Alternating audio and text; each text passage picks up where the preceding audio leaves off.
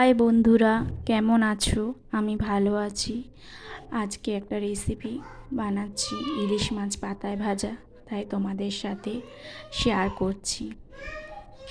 মাছটাকে প্রথমে ভালো করে ধুয়ে নুন, হলুদ, লঙ্কা বাটা, সর্ষে বাটা, জিরে গুঁড়ো, কাঁচা তেল দিয়ে ভালো করে মাখিয়ে নিতে হবে।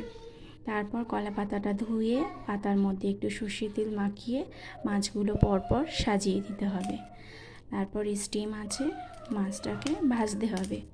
মাছটা লাল লাল করে ভাজা হয়েছে কিভাবে বুঝবে? তার জন্য দেখবে মাছ থেকে তাই তেল ছাড়ছে, তখন বুঝবে মাছটা হয়ে গেছে। তখন আর একটা কলা পাতা দিয়ে উল্টে দেবে। মাছটা ভাজা ভাজা হয়ে গেলে তখন নামিয়ে নেবে। গরম গরম ভাতে ইলিশ মাছ পাতায় ভাজা দারুণ লাগে, দারুণ। তোমরা একবার বাড়িতে ট্রাই করো, তাহলে বুঝতে পারবে কেমন লাগে। আর তোমরা কে কে এইভাবে মাছ পাতায় খেয়েছো, ইলিশ মাছ পাতায় ভাজা, আমাকে কমেন্ট করে জানিও। বাই বন্ধুরা।